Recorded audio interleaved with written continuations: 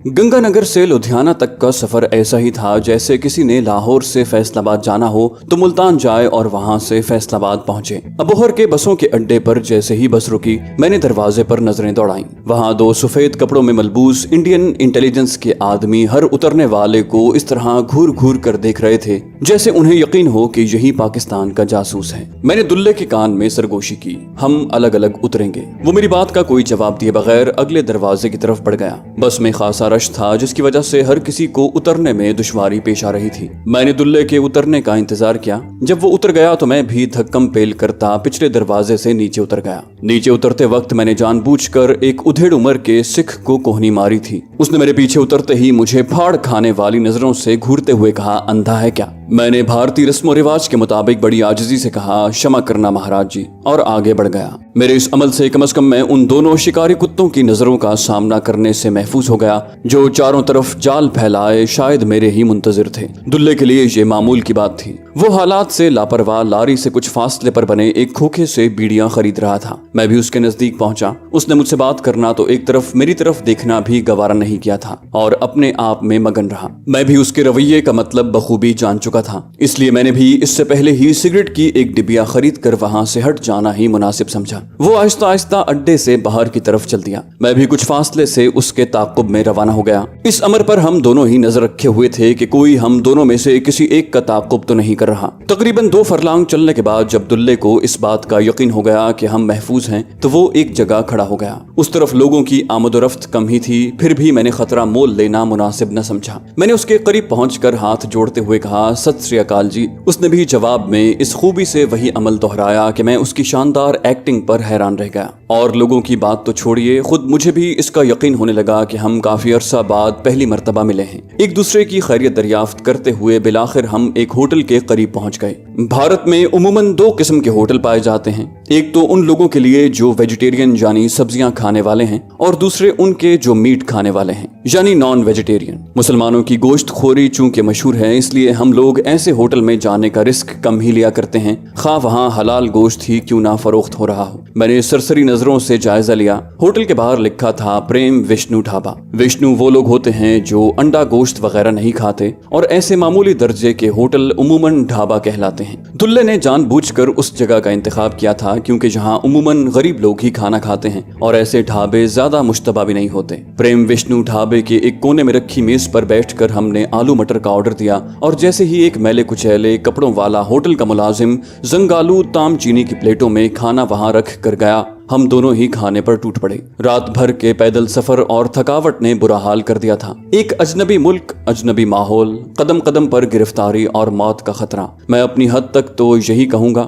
मैं अपने जहन और जिस्म की तमाम तर सलाहियतों को बुरुए कार ला रहा था। शायद यही वजह थी कि जैसे ही हमें जरा महफूज होने का एहसास हुआ, शदीद थकावट महसूस होने लगी। दुल्ले ने गुफ्तगू का आगाज किया, मैं आपसे अलग हो रहा हूँ, अल्लाह ताला आपका मिशन कामयाब करे। हम दोनों के मुंह से इकट्ठे ही निकला, आमीन। उसने एक मर्तबा फिर मुझे रास्तों की ऊंच नीच से आगाह किया, लारियों और ट्रेनों वगैरह में सफर के आदाब के मुतालिक आगाही दी और पंजाब के मुख्तलिफ इलाके के लोगों की आदात से आगाह किया। गो के इन बातों का मुझे पहले से इल्म था, फिर भी मैं बड़ी तवज्जो के साथ उसकी बातें जहन नशीन कर रहा था। उसने गुफ्तगू को समेटते हुए कहा, अच्छा दोस्त, फी अमानिल्लाह। दुल्ला वहीं रह गया, मैं बाहर निकल आया। हमारे अलग होने का यही तरीका सबसे बेहतर था। न उसे मेरी मंजिल का इल्म था, न मुझे उसके ठिकाने की खबर। अब मैं था और खुदा की साथ, मेरा अज़्म था और उसकी नजर करम। फिर ढाबे से बाहर कदम रखने से पहले ही मैं ज़हनी तौर पर आम हालात का मुकाबला करने के लिए बिल्कुल तैयार हो चुका था। सारी थकावट न जाने कहाँ गायब हो गई थी और मैं अपने आप को बिल्कुल चुस्त और होशियार महसूस कर रहा था। बसों का अड्डा यहाँ से ज्यादा दूर भी नहीं था, लेकिन मैंने साइकिल रिक्शे पर ही जाने को तरजीह दी। साइकिल रिक्शे से मैं अड्डे के बाहर ही उतर गया। मुझे लुधियाने जाना था। यहाँ से बराह रास्त लुधियाने को बसें जाती थीं, लेकिन मैंने उनके जरिए न जाने क्यों सफर करना मुनासिब न समझा। मैं मोगा जाने वाली बस पर सवार हो गया।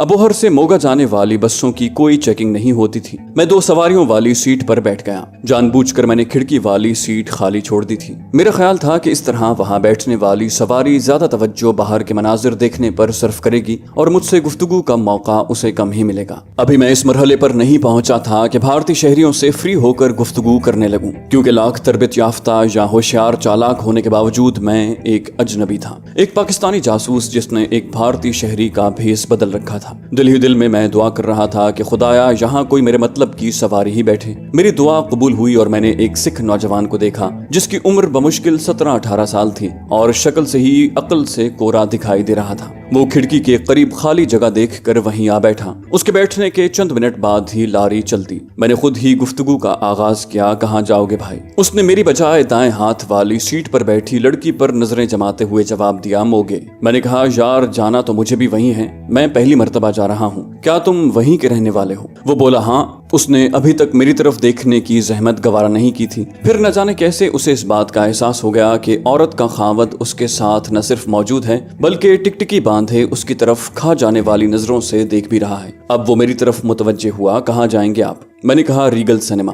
वो बोला, मैं बता दूंगा आपको, मेरे घर के नजदीक ही है। मैंने कहा, दरअसल मेरे चचाजाद वहाँ मशीन ऑपरेटर हैं, उसी से मिलने जा रहा हूँ। मैंने अपनी दानिस्त में उसकी कमजोर रग पर हाथ रखा क्योंकि यहाँ की ग्लैमर से भरपूर फजा देखकर मैंने यहाँ के नौजवानों के जज्बात का बखूबी अंदाजा लगा लिया था। उसने पूछा, कहाँ रहते हैं आप? सिनेमा के हवाले से गुफ्तगू के जवाब में उसकी दिलचस्पी ने मुझे यकीन दिला दिया था कि तीर निशाने पर लगा है। मैंने कहा, मैं तो गंगा नगर रहता हूँ, वो लुधियाने रहता है। सिख नौजवान बोला, मैं आपको उनके पास ले चलूंगा। मैंने कहा, धन्यवाद। मोगा पहुंचने तक हम दोनों बड़े अच्छे दोस्त बन चुके थे। इस असना में रास्ते में जहां कहीं भी बस ठहरती वो हस्बे तौफीक कुछ न कुछ छाबड़ी फरोशों से खरीदता और मुझे भी साथ शामिल कर लेता। शाम को हम मोगे पहुंच गए। अब उससे जान छुड़वाने का मसला दरपेश था। रास्ते में मैंने उसकी मदद से मोगे का सारा नक्शा हिफ्ज कर लिया था। मैंने कहा, अच्छा सरदार जी, मुझे एक जरूरी काम है। कल आप 12 बजे वाले शो पर मुझे रीगल सिनेमा के दरवाजे पर अपना मुंतजिर पाएंगे। गोयल यारों का यार है,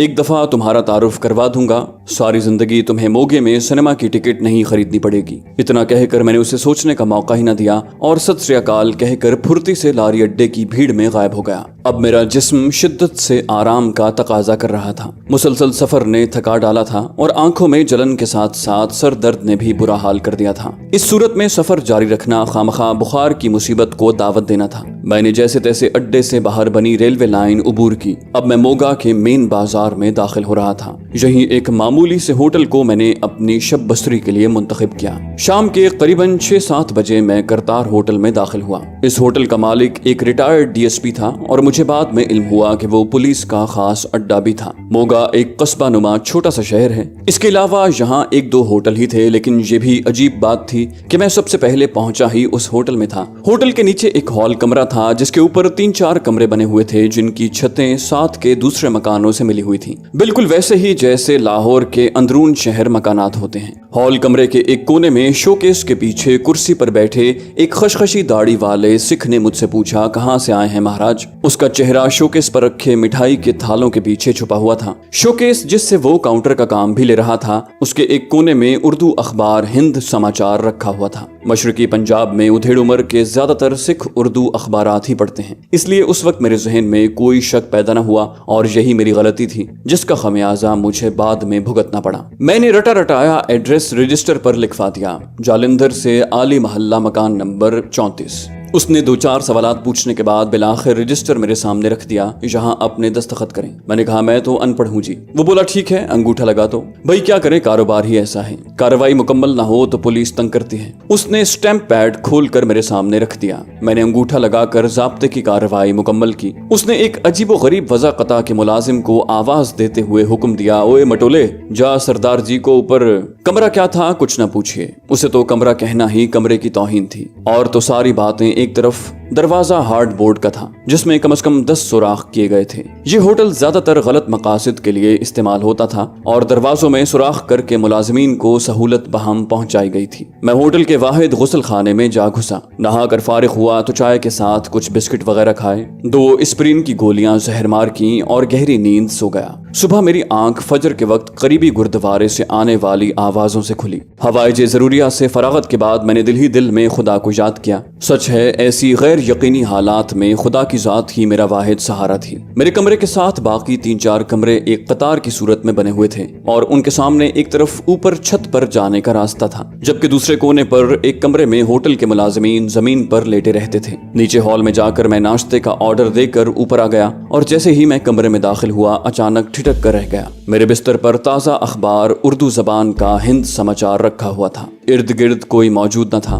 مجھے یہ تو سمجھ آ گئی کہ یہ چال ہے اور جال میں مجھے پھانسا جا رہا ہے، لیکن اپنے پچھلے رویے پر غور کیا تو مجھے شک والی کوئی بات نظر نہ آئی۔ میں کسی حد تک مطمئن ہو گیا۔ مجھے یوں محسوس ہوا جیسے کوئی غلطی سے اخبار جہاں رکھ گیا ہے وہاں کسی کو موجود نہ پا کر اور تجسس کے ہاتھوں مجبور ہو کر میں نے اخبار اٹھا لیا اور سرسری نظروں سے اس کا جائزہ بھی لے لیا۔ جس وقت ہوٹل کا ملازم اچانک وہاں پہنچا تو میں چارپائی پر اخبار پکڑے بیٹھا تھا۔ میں نے اسے کچھ کہنے کا موقع دیے بغیر کہا، یار یہ کس کا اخبار یہاں پھینک گئے ہو؟ وہ بولا، معاف کرنا مہاراج جی، دراصل یہ ساتھ والے کمرے میں جو لالا جی ہیں ان کا اخبار تھا، لڑکا غلطی سے پھینک گیا ہے، میں یہی لینے آیا ہوں۔ اپنی دانست میں تو میں نے اسے خود پر شک کرنے کا موقع نہیں دیا تھا، لیکن اس کی گہری اور کافی اندر تک جھانکنے والی نظروں کو میں کیسے نظر انداز کر سکتا تھا۔ چھٹی حص نے جیسے ہی خطرے کی نشاندہی کی، میں نے اس کے روانہ ہوتے ہی اپنے مختصر سے سامان کا جائزہ لیا۔ میری کل کائنات ایک پلاسٹک کا اور ایک کپڑے کا تھیلا تھا۔ پھر تو جیسے میں تھرا کر رہ گیا۔ کسی نے واقعی میرے دونوں تھیلوں کی تلاشی لی تھی، لیکن اتنی چالاکی کے ساتھ کہ کسی کے وہم و گمان میں بھی نہ آ سکے۔ دوسرے ہی لمحے میں آنے والے حالات کا مقابلہ کرنے کے لیے تیار تھا۔ میرے پاس موجود تمام کرنسی تو پہلے ہی میری جیبوں میں موجود تھی۔ میں نے بڑی پھرتی کے ساتھ جوتے بدلے اور تیار ہو کر بیٹھ گیا۔ یہ ٹھیک ہے کہ میرے سامان میں کوئی ایسی ویسی چیز نہیں تھی جس سے کوئی شک کرتا، لیکن ممکنات پر نظر رکھنا ہر جاسوس کا اولین فرض ہے۔ ممکن تھا کہ انہوں نے وہاں کوئی مشتبہ چیز دیکھ لی ہو یا مجھے اردو اخبار پڑھتے کسی نے دیکھ لیا ہو۔ بہرحال چائے لیے اندر داخل ہوا۔ میں نے بڑے اطمینان سے اس کے ہاتھ سے تھالی تھامی۔ یار ذرا یہ سگریٹ تو لانا، یہ کہتے ہوئے میں نے اپنی جیب میں ہاتھ ڈالا اور 2 روپے کا ایک نوٹ نکال کر اس کی طرف بڑھایا۔ جیسے ہی وہ نوٹ لینے آگے کو جھکا، ایک ہی وقت میں میرے دائیں ہاتھ کی زوردار ضرب اس کی کنپٹی پر اور گھٹنا اس کے جسم کے نازک ترین حصے پر لگا۔ میں نے کچھ زیادہ ہی سخت ہاتھ لگا دیا تھا، کیونکہ وہ کسی سلو موشن فلم کی طرح بغیر منہ سے آواز نکالے میرے بستر پر آن گرا۔ میں نے اس کی ٹانگیں بھی اٹھا کر اوپر کر دیں اور وہ بدبودار کمبل جس نے ساری رات میرا خون چوسا تھا اس کو اوڑا دیا۔ دوسرے ہی لمحے میں بڑی پھرتی سے لیکن بغیر آواز پیدا کیے ہوٹل کی سیڑھیوں سے نیچے اتر رہا تھا۔ سیڑھیوں کے خاتمے پر ایک طرف ہال کمرہ تھا جس کے سیڑھیوں سے منسلک حصے کے باہر پوریاں تلی جا رہی تھیں اور شاید سارا موگا وہیں سے پوریاں خریدنے اور کھانے چلا آیا تھا۔ ایسے رش اور افراتفری کے عالم میں کسی کی نظر مجھ پر نہ پڑی اور میں خاموشی سے ایک طرف کھسک گیا۔ بازار کھل رہا تھا اور لوگوں کی آمد و رفت بھی اچھی خاصی شروع ہو چکی تھی۔ ابھی میں بمشکل 15 گز بھی نہ چل پایا تھا جب میں نے پولیس کی ایک تیز رفتار جیپ کو، جس کے ساتھ 8-10 مسلح سپاہی اور ایک تھانے دار چمٹے ہوئے تھے، کرتار ہوٹل کی طرف بڑھتے دیکھا۔ ہوٹل کے سامنے میں نے اپنی آنکھوں سے جیپ کو روکتے دیکھا تھا۔ سپاہی بڑی پھرتی کا مظاہرہ کرتے ہوئے نیچے اترے۔ آگے کا منظر دیکھنے کی بجائے میں ایک نائی کی دکان میں جا گھسا۔ میں نے اپنے چہرے پر اگی ہوئی چھوٹی چھوٹی داڑھی کی طرف اشارہ کیا، یار ختم کر دے تو اس مصیبت کو۔ وہ بولا، جو حکم مہاراج۔ نائی نے رام رام کہتے ہوئے میری داڑھی اور مونچھیں صفا چٹ کر دیں۔ تھوڑی ہی دیر کے بعد ایک مکمل براہمن کے روپ میں قیمتی پوشاک پہنے اور خاصی قیمتی گرم چادر اوڑھے، گلے میں جنیو ڈالے، میں بھی اس بھیڑ میں شامل ہو گیا تھا جو کرتار ہوٹل کے باہر پولیس کی بے بسی کا نظارہ کرنے کے لیے اکٹھی ہو گئی تھی۔ میں نے ایک تماشائی سے پوچھا، کیا ہوا بھائی؟ اس نے عقیدت مندی سے دونوں ہاتھ جوڑتے ہوئے کہا، لالا جی جاسوس تھا کوئی، بھاگ گیا سالا، اتنی پولیس کو جل دے کر بھاگ گیا، سب نکمے گدھے پولیس میں بھرتی ہو گئے ہیں۔ میں ہرے اوم کہتا ہوا ایک طرف ہٹ گیا۔ پولیس والوں کو جب وہ جاسوس نہ مل سکا تو انہوں نے اپنا غصہ ہوٹل کی پوریوں اور چائے پر نکالا۔ جب میں وہاں پہنچا تو وہ لوگ ناشتے سے فارغ ہو کر اس بیرے کو دھکے مارتے ہوئے جیپ کی طرف لا رہے تھے جسے میں استراحت فرمانے کے لیے اپنے بستر پر چھوڑ آیا تھا۔ میرے لاری اڈے پر پہنچنے سے پہلے ہی میرے فرار کے افسانے اور کارنامے وہاں زبان زدے خاص و عام تھے۔ پاکستانی گھس بیٹھیے اور کمانڈو کی موگا میں موجودگی نے کئی بھارتیوں کے چہروں سے لہو نچوڑ لیا تھا۔ ہر شخص سہما سہما اور خوفزدہ دکھائی دے رہا تھا۔ اڈے پر بھارتی پولیس کے مسلح سپاہی گشت کر رہے تھے، جیسے انہیں اس بات کا یقین تھا کہ ابھی وہ جاسوس واپس آ کر ان کی خدمت میں اپنے آپ کو پیش کر دے گا یا پھر وہ اسے گرفتار کر کے رہیں گے۔ بس کا ٹکٹ خریدنے سے بس میں سوار ہونے تک ہر جگہ اس موضوع پر گفتگو سے واسطہ پڑا۔ میں دل ہی دل میں ان کی خوفزدگی سے لطف اندوز ہوتا رہا، لیکن امکانات کو میں نے نظر انداز نہ کیا۔ موگے سے میں لدھیانہ جانے والی بس پر سوار ہو گیا۔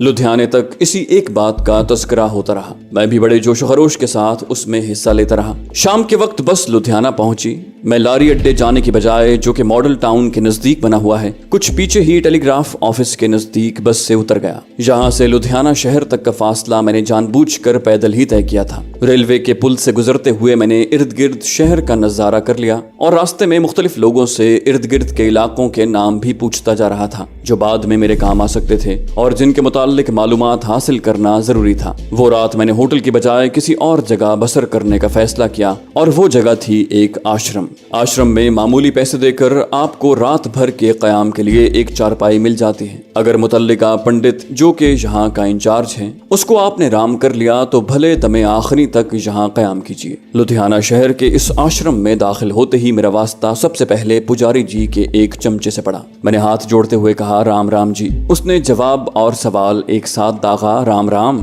कहाँ जाएंगे? मैंने मुख्तसर सा जवाब दिया, कमरा चाहिए। उसने एक भरपूर नजर से मेरा जायजा लिया। गो उस वक्त मेरा हुलिया काफी तब्दील हो चुका था, यानी कीमती गर्म चादर की जगह एक आम जर्सी ने ले ली थी और मामूली सा मफलर कानों के गिर्द लिपटा हुआ था, लेकिन अब भी मैं अच्छा भला ब्राह्मण नजर आ रहा था। वो बोला, महाराज जी जगह तो नहीं है, दरअसल माता विष्णु का मेला शुरू होने वाला है, इसलिए लुधियाने में इर्द गिर्द के देहातों से काफी लोग आ रहे हैं। अलबत्ता कोशिश करके एक कमरा खाली करवाया जा सकता है अगर आप।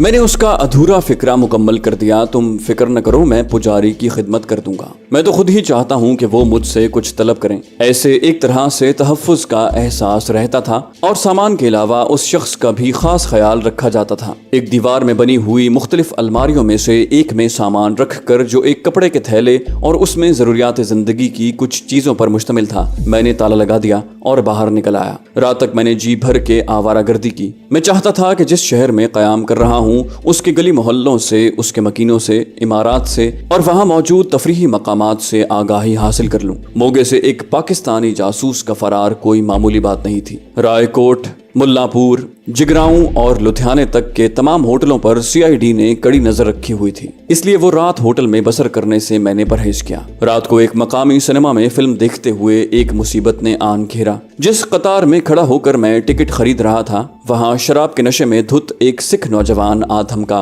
और खामखा सबसे उलझने लगा। यहाँ ऐसे वाकयात चूंकि रोजमर्रा का मामूल थे, इसलिए उन लोगों के लिए वो कोई परेशानी पैदा न कर सका। अलबत्ता मेरी बात और थी। पहले तो उसने मुझे हुक्म दिया कि उसके लिए जगह खाली कर दूं। मैंने शराफत से जगह छोड़ दी। फिर हुक्म हुआ, दोबारा कतार में खड़े हो जाओ। मैं फिर खड़ा हो गया। जब उसे यकीन हो चला कि वास्ता काठ के उल्लू से है तो उसने दस्त दराजी भी शुरू कर दी। मैं खामोश इसलिए था कि नौबत पुलिस तक न पहुंचे। दूसरी तरफ हालत ये थी कि वो शराबी अपने काम में मसरूफ था और मैं लोगों के लिए मजाक बना हुआ था। वो सब जोरदार कहकहों से उसे दाद दे रहे थे। जब ये मामला देखकर दो पुलिस वाले भी उस तरफ आने लगे तो मेरा माथा ठनका। मैं कतार से बाहर निकल गया ताकि चुपचाप खिसक जाऊं, लेकिन उसने मुझे गिरेबान पकड़कर अपनी तरफ खींचा। पुलिस के सिपाही करीब आ गए थे। ये सूरत हाल देखकर मैंने बादले नाखास्ता उसको दो हाथ जमा दिए। वो लड़खड़ाता हुआ करीबी दीवार से टकराया और लोगों के कहकहों की आवाज और बुलंद हो गई। मुझे दाद मिलने लगी। वाह लाला जी महाराज, कमाल कर दिया।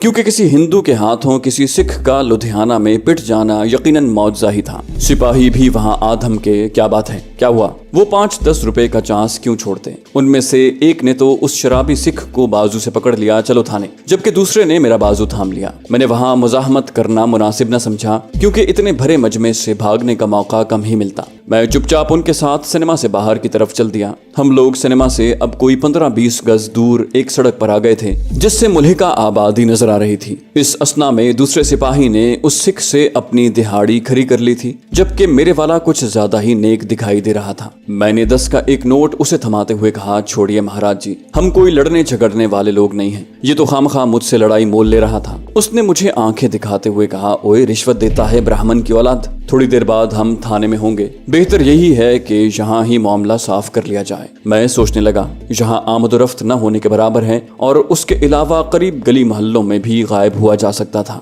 मैंने जानबूझकर अपनी रफ्तार खासी कम कर दी थी। दूसरा सिपाही अब हमसे 8-10 गज आगे बढ़ गया था। तुम्हारी मर्जी कहते हुए मैंने तेजी से पलटा खाया और मेरे बाएं हाथ की कोहनी इस तेजी के साथ उसकी पसलियों में लगी कि उसने तड़प कर मेरा दायां हाथ छोड़ दिया। इससे पहले कि वो संभल सके, मेरे दूसरे बाजू ने भी यही अमल दोहराया। उसके साथ ही मेरी उसकी कनपटी पर लगने वाली जोरदार लात ने उसे जमीन चाटने पर मजबूर कर दिया। अजियत के मारे उसके हलक से ऊंची आवाज भी नहीं निकल रही थी। जब तक उसका साथी उसकी तरफ मुतवज्जे होता, मैं उनकी नजरों से ओझल होकर करीबी मोहल्ले में अंधाधुंध भाग रहा था। शाम के करीबन 7 बजने को थे और अच्छा खासा अंधेरा हो चुका था। करीबी मोहल्ले में घुसते ही मैंने अपनी रफ्तार कम कर दी। मैं तेजी से चलता हुआ बाद दूसरी तरफ बनी सड़क पर पहुंच गया, जहां से एक साइकिल रिक्शे में बैठकर चौड़ा बाजार आ गया। ये बाजार हमारी लाहौर की अनारकली और कराची की ज़ेबुन्निसा स्ट्रीट जैसा था। रेडीमेड कपड़ों की एक दुकान से जब मैं थोड़ी देर के बाद बाहर निकला तो एक मुअज़्ज़ज़ और पढ़े लिखे हिंदू की तरह मैंने सूट पहन रखा था, हाथ में ब्रीफकेस पकड़ा हुआ था। आश्रम में सिवाय एक कपड़े के थैले के जिसमें एक मैले कुचैले कपड़ों का जोड़ा रखा था, इसके अलावा और था ही क्या। अपनी चादर मैं साथ ही ले आया था। थोड़ी देर तक बाजार में मटर गश्त करने के बाद कुछ और चीजें भी मेरे ब्रीफकेस में मुंतकिल हो चुकी थीं और अब मेरे कदम एक ऐसे होटल की तरफ उठ रहे थे जहां उमूमन शुरफा का क़याम होता है और ऐसे होटलों पर पुलिस शक करने की जुर्रत कम ही करती है। तो दोस्तों, ये थी हमारी आज की एपिसोड। उम्मीद करते हैं आपको हमारी कहानी पसंद आई होगी। जाने से पहले इस वीडियो को लाइक कीजिए और शेयर करना मत भूलिए। कमेंट करके हमें बताइए कि आपको हमारी वीडियो कैसी लगी, और अगर अभी तक आपने इस चैनल को सब्सक्राइब नहीं किया तो इसे सब्सक्राइब कीजिए और बेल आइकन दबाकर ऑल नोटिफिकेशंस ऑन कर लीजिए।